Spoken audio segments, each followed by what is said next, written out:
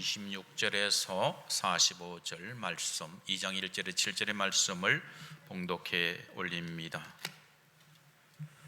여섯째 달에 천사 가브리엘이 하나님의 보내심을 받아 갈릴리 나사렛이란 동네에 가서 다윗의 자손 요셉이라 하는 사람과 약혼한 처녀에게 이르니 그 처녀의 이름은 마리아라. 그에게 들어가 이르되 은혜를 받은 자여 평안할지어다. 주께서 너와 함께 하시도다 하니 처녀가 그 말을 듣고 놀라 이런 인사가 어찌함인가 생각하며 천사가 이르되 마리아여 무서워하지 말라. 내가 하나님의 은혜를 입었느니라. 보라, 내가 잉태하여 아들을 낳으리니 그 이름을 예수라 하라. 그가 큰 자가 되고 지극히 높으신 이의 아들이라 일컬어질 것이요 주 하나님께서 그 조상 다윗의 왕위를 그에게 주시리니 영원히 야곱의 집을 왕으로 다스리실 것이며 그 나라가 무궁하리라. 마리아가 천사에게 말하되 나는 남자를 알지 못하니 어찌 이 일이 있으리이까. 천사가 대답하여 이르되 성령이 내게 임하시고 지극히 높으신 이의 능력이 너를 덮으시리니 이름으로 나실 바 거룩한 이는 하나님의 아들이라 일컬어지리라.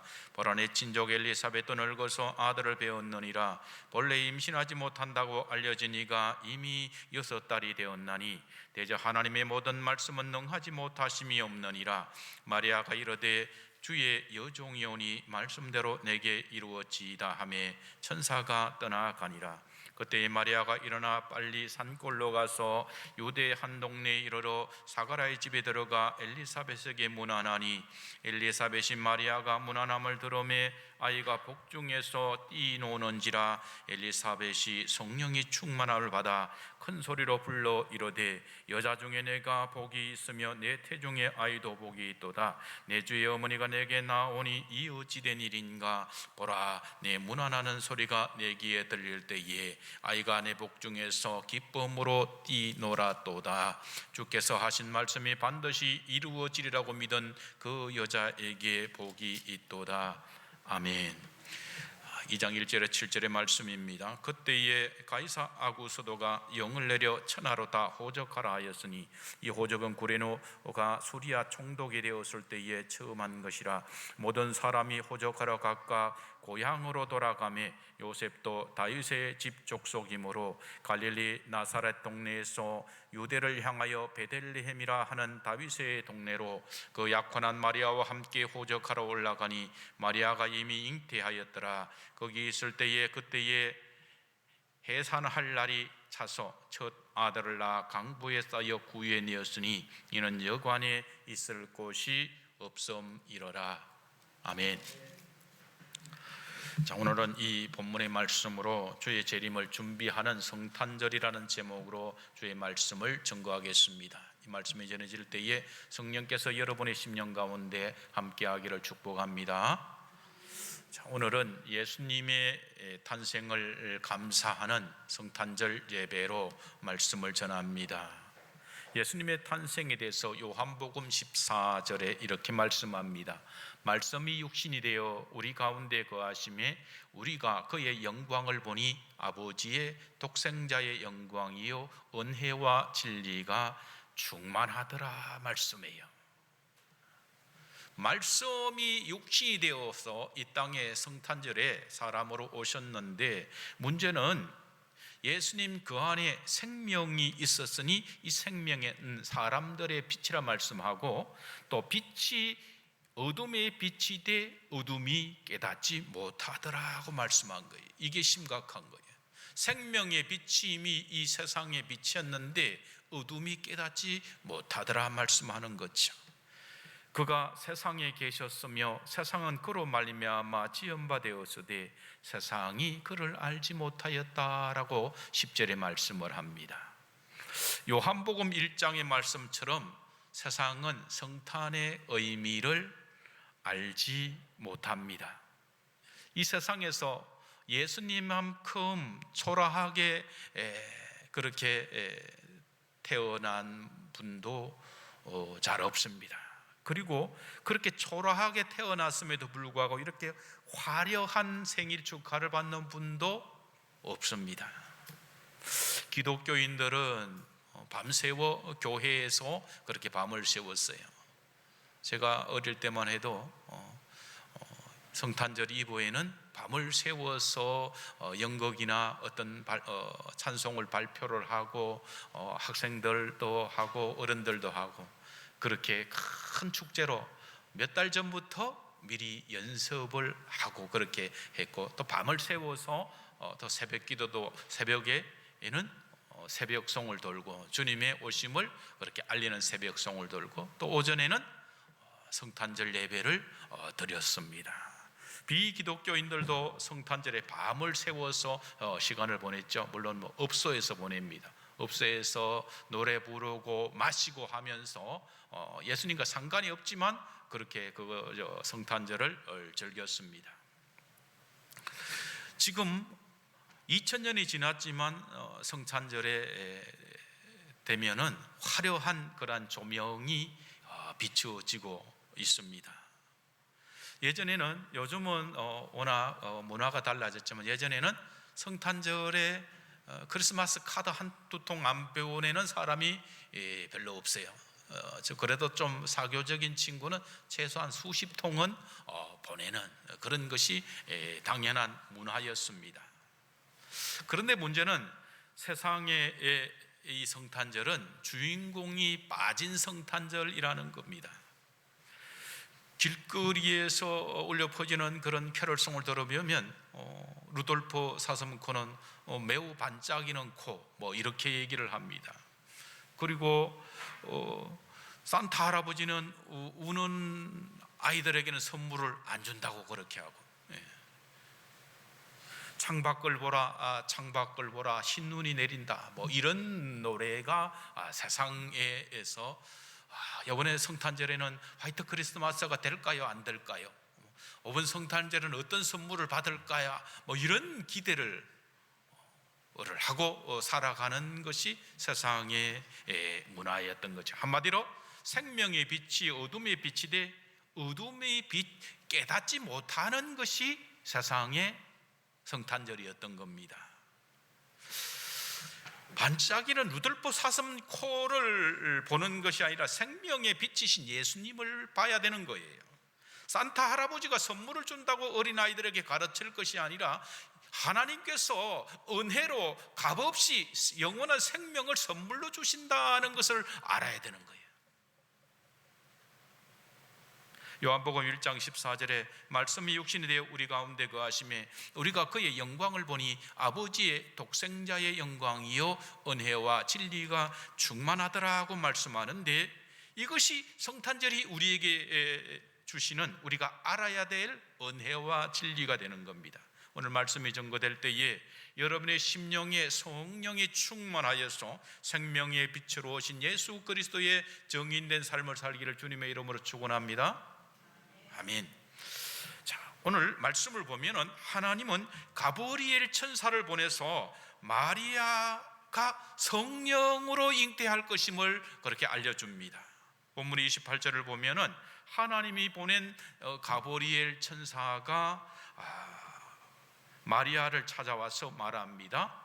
은혜를 받은 자여 평안을지어다, 주께서 너와 함께 하시도다 라고 그렇게 인사를 합니다. 이 말씀을 통해서 우리가 알아야 될 영적인 교훈은 누가 하나님의 은혜를 받아 누릴 수가 있는가 하는 거예요. 하나님의 은혜를 누리는 자는 순종할 수 없는 상황 속에서도 순종하는 사람이 하나님의 은혜를 누립니다. 이 세상에 하나님의 은혜를 받는 것을 싫어하는 사람이 있을까요? 누가복음 1장 31절에 3절에 보면 보라 내가 잉태하여 아들을 낳으리니 그 이름을 예수라 하라. 그가 큰 자가 되고 지극히 높으신 이의 아들이라 일컬어질 것이요 주 하나님께서 그 조상 다윗의 왕위를 그에게 주시리니 영원히 야곱의 집을 왕으로 다스리실 것이며 그 나라가 무궁하리라고 그렇게 말씀을 하는데, 주님의 이 탄생의 소식은 우리에게는 큰 기쁨의 소식이 되는 겁니다. 그러나 마리아에게는 큰 충격적인 소식이 되는 거예요. 평범한 시골 처녀, 당시의 처녀들은 12세가 조금 넘으면 정혼을 했다고 해요. 그렇다면은 10대 중반, 많아야 18, 적으면 12살, 16살 정도의 이 마리아가 법적으로는 지금 요셉의 아내가 되어 있는 겁니다. 약혼했다는 것은 우리가 지금 우리나라에서 하는 약혼의 개념과는 달라요. 법적으로 혼인신고에 해당하는 것이 약혼인데, 혼인신고를 해서 남편이 있는 이 처녀에게 아들이 생긴다, 생명을 잉태한다는 것은 곧 죽임을 당할 수 있는 간음죄를 범하는 것이 결과가 되는 것이기 때문에 그렇습니다. 그리고 처녀가 잉태하여 아들을 낳는다는 이 가브리엘 천사의 말은 이 어린 소녀가 이해할 수 없는 거예요. 받아들일 수 없는 것이죠. 그래서 34절에 마리아는 나는 남자를 알지 못하니 어찌 이 일이 있으리까? 라고 그렇게 질문을 하고 있는 겁니다.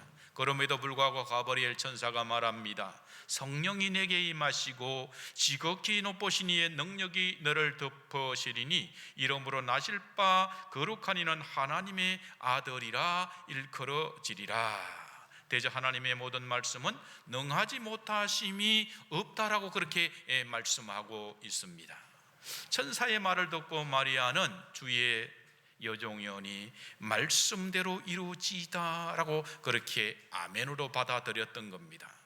하나님의 은혜는 이해할 수 없음에도, 나의 이성과 나의 지식으로는 이해할 수 없음에도, 나의 상황으로는 도저히 순종할 수 없음에도 불구하고 순종하는 사람이 누리게 되는 겁니다. 아브라함과 사라는 도저히 하나님의 말씀을 받을 수가 없었습니다. 사라는 이미 생리가 끊어져서 아이를 잉태할 수 없었고, 아브라함조차도 늙었기 때문에 포기하고 이성적으로는 생명을 잉태할 수 없지만은, 그러나 그들은 믿음으로 순종함으로 아들 이삭을 낳을 수가 있었던 겁니다. 이스라엘 백성들은 여리고성을 갔는데 철옹성 같은 이 여리고성에 어떤 공격을 하는 것이 아니라 하루에 한 바퀴씩 여리고성을 주위를 돌게 했습니다. 그리고 난 뒤에 마지막 날에는 7바퀴나 돌도록 하시고 난 뒤에 고함을 지를 때에 여리고성이 무너졌어요. 이것은 상식적으로 이해할 수 없는 겁니다. 그럼에도 불구하고 이들은 그 말씀에 순종함으로 철옹성 같았던 여리고성이 무너지는 하나님의 은혜를 경험하게 된 것입니다. 그러므로 우리가 하나님의 은혜를 누림에 있어서 그 은혜는 우리의 이성으로는 이해할 수 없고 우리 상황과 현실을 봐서는 도저히 순종할 수 없는 일에 아멘으로 순종할 때에 은혜를 누리게 되는 것이 우리에게 주시는 하나님의 말씀인 줄로 믿습니다. 두 번째 영적인 교훈은 성령님은 엘리사벳을 통해서 마리아가 잉태한 생명의 의미를 알게 하셨습니다. 가브리엘 천사는 마리아에게 보라, 내 친척 엘리사벳도 늙어서 아들을 배었느니라. 본래 임신하지 못한다고 알려진 이가 이미 6달이 되었다. 그렇게 하나님의 은혜를 체험한 정인을 소개합니다.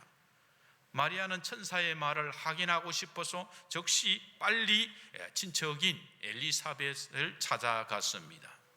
갈릴리 나사렛에서 유다 땅 남쪽으로 한참으로 와서 찾아갔는데 39절과 40절의 본문을 보면 이때 마리아가 일어나 빨리 산골로 가서 유대 한 동네에 이르러 사가랴의 집에 들어가 엘리사벳에게 문안하니 합니다. 그때 마리아는 가브리엘 천사를 통해서 작진이 지극히 높으신 이의 아들을 수태했다는 소식을 들었습니다. 그리고 그 증거로, 천사의 말에 대한 증거로 임신하지 못한다고 했던 친척인 엘리사벳이 이미 임신해서 6개월이 되었다는 소식을 듣고 그를 찾아갔던 것입니다.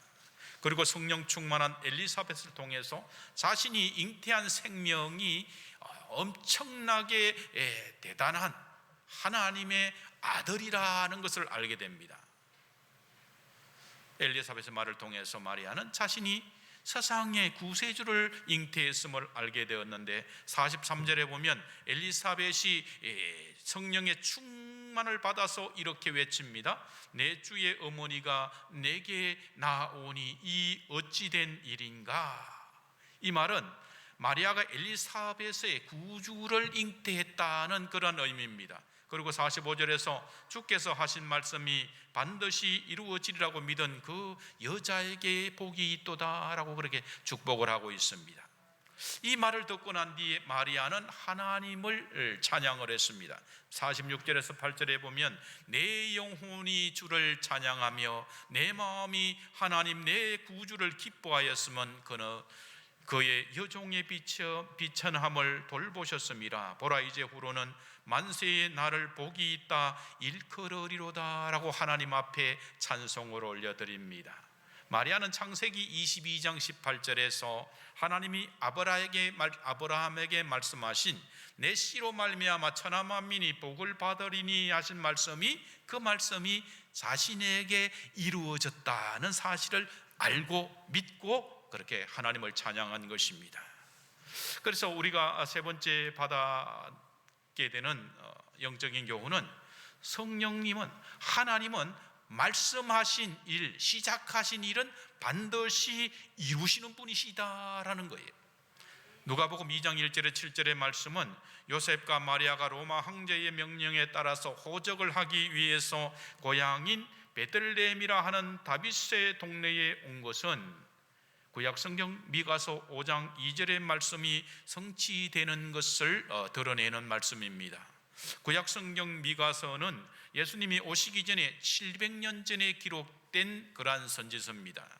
그런데 미가서 5장 2절에 보면 베들레헴 에브라다야 너는 유다 족속 중에 작을지라도 이스라엘을 다스릴 자가 내게로 나올 것이라 그의 근본은 상고의 영혼에 있느니라 그렇게 말씀을 하고 있습니다.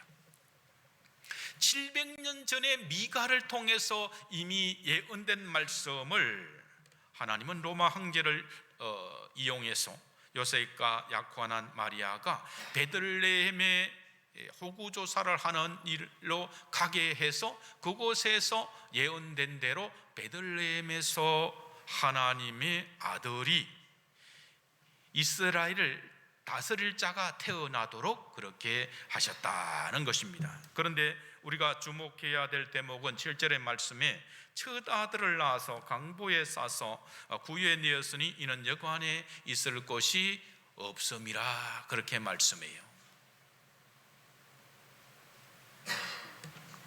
거룩하신 하나님의 아들이 구원자로 세상에 오셨지만 초라한 마구간에서 태어나서 그 구유에 뉘어졌다는 그런 사실은 예수님을 대하는 종교 지도자들과 세상의 반응처럼 그렇게 느껴집니다. 그런데 성탄절에 예수님이 여관에 누울 곳이 없어서 말구유에 넣어졌다는 것은 예나 지금이나 다를 바가 없어 보입니다. 지금도 성탄절에 예수님을 주인공으로 온전히 인정하는 모습을 발견하기가 어렵습니다. 예수 그리스도를 인정하지 않는 불신자들은 성탄절을 먹고 즐기고 그런 날로 인식을 하고 있습니다. 아기 예수보다는 산타 할아버지가 주인공의 자리를 차지하고 있는 것처럼 보입니다. 그럼에도 불구하고 하나님은 이러한 모습 속에서도 교회 안에 들어온 이 성탄절의 이교 문화의 많은 모습들 가운데도 하나님의 구원의 역사를 이루어 가시고 계시는 것입니다. 오늘 말씀을 통해서 우리가 받아야 할 영적인 교훈은 무엇일까요? 우리가 하나님의 은혜를 받은 자다라는 그러한 점입니다. 가브리엘 천사는 마리아에게 은혜를 받은 자라고 그렇게 불렀습니다. 가브리엘 천사가 마리아에게 은혜를 받은 자라고 부른 이유는 주께서 함께 하시기 때문입니다. 하나님은 정결한 처녀 마리아에게 성령으로 예수 그리스도를 잉태케 하셨습니다. 세례 요한의 어머니 엘리사벳은 마리아에게 여자 중에 내가 복이 있다라고 그렇게 했습니다. 그런데 누가복음 11장 27절에서 8절의 말씀에 보면 예수님이 하나님의 나라의 말씀을 전할 때에 한 여인이 예수님께 말합니다. 당신을 뵌 태와 당신을 먹인 젖이 복이 있나이다 라고 그렇게 말했습니다. 그때에 주님은 말씀하지요.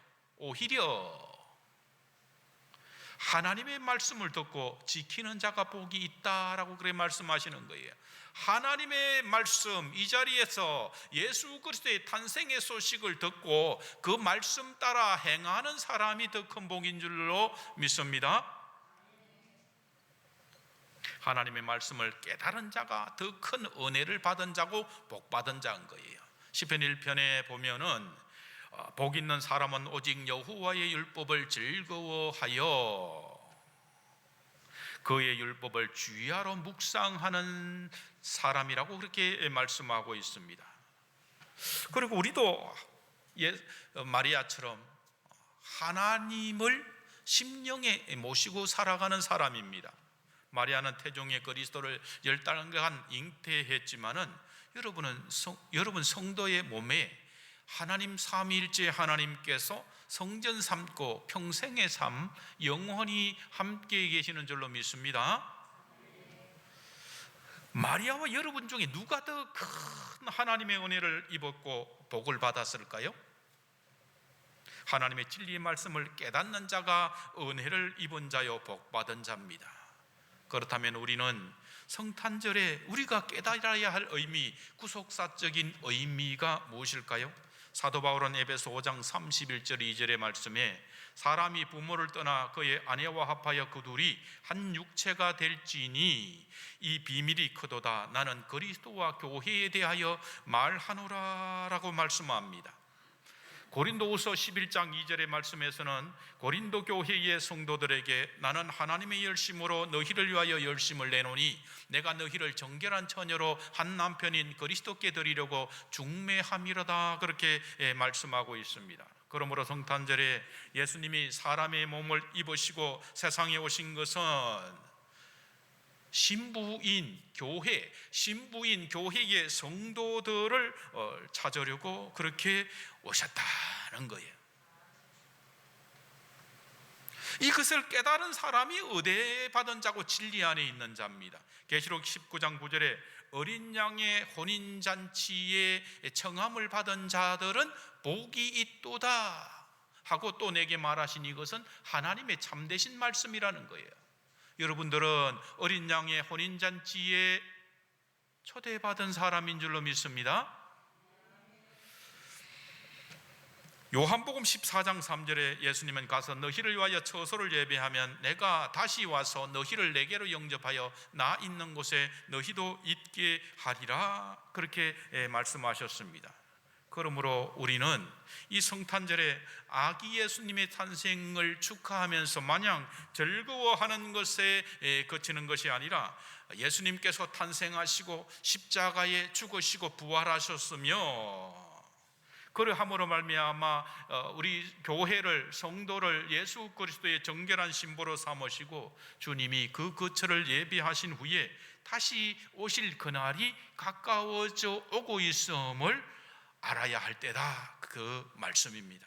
그러므로 우리는 다시 오실 예수님, 재림하실 예수님을 준비하는 성탄절이 되어야 될 줄로 믿습니다. 계시록 3장 20절에서 예수님은 우리에게 말씀합니다. 보라, 볼지어다 내가 문 밖에 서서 두드리노니 누구든지 내 음성을 듣고 문을 열면 내가 그에게로 들어가 그와 더불어 먹고 그는 나와 더불어 먹으리라 그렇게 말씀합니다. 그런데 예수님의 다시 오실 재림의 나라에 대해서 주님은 말씀하기를 그날과 그때는 아무도 모르나니 하늘의 천사들도 아들도 모르고 오직 아버지만 아신다고 그렇게 말씀을 하셨습니다. 사도 바울도 데살로니가전서 5장 1, 3절에서 형제들아 때와 시기에 관하여는 너희에게 쓸 것이 없음은 주의 날이 밤에 도둑같이 이를 줄을 너희 자신이 자세히 알기 때문이라는 거예요. 주의 날이 도둑같이 임하지만 그때는 성도들에게는 기쁨의 날이 되는 거예요.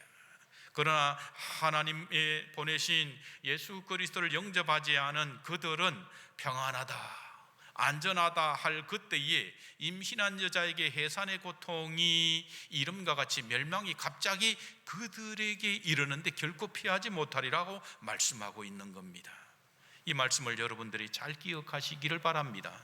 재림에 준비하는 성탄이라는 것은 예수님의 말씀에 순종해서 지켜 행함으로 우리 마음에 빈자리를 남겨두는 거예요. 이 마음에 세상의 어떤 정욕적인 것으로 가득 채우는 것이 아니라 가장 중요하고 가장 소중한 자리에 예수님이 오실, 말구유가 아니라 내 심령에 예수님을 모실 자리를 항상 비워놓고 주님을 기다리는 것이 바로 그리스도의 정결한 신부의 자세, 삶이어야 된다는 것입니다. 첫 번 성탄절에는 세상에 주님이 누울 곳이 없어서 말구유에 뉘었습니다. 그러나 이제 여러분의 심령에는 가장 소중한 자리가 비워져서 예수 그리스도로 채워져야 할 줄로 믿습니다. 그러므로 이 성탄절에 코로나로 인해서 세상의 분위기는 어떠하든지 여러분의 마음은 오신 예수님을 축하하는 것에 머물러 있으면 되지 않아요. 이제 다시 오실 예수님, 그때와 그 시는 모르지만 이 세상의 환경이 어떠할지라도, 이 세상에 어떠한 형편이 있을지라도 오실 예수님, 다시 오시마 약속하신 그분을 항상 깨어서 기다리면서 또한 오신 예수님의 정인된 삶을 살아가기를 주님의 이름으로 축원합니다. 기도하겠습니다. 은혜와 사랑이 많으신 하나님, 이 어두운 세상에 빛으로 오시며 저희들에게 영원한 생명을 선물로 주신 하나님 아버지 감사합니다. 이제 다시 오실 예수님, 언제 오실지 모르지만 평안하다 할 때에, 세상이 안전하다 할 때에 오신다고 말씀하신 주님, 항상 깨어서 다시 오실 주님을 기다리며 사마리아 땅 끝까지 주 예수 그리스도의 복음의 소식을 전하는 그러한 주의 성도들 되도록 성령님 역사하여 주시옵소서. 감사하며 주 예수 그리스도 이름으로 축복하며 기도드리옵나이다. 아멘.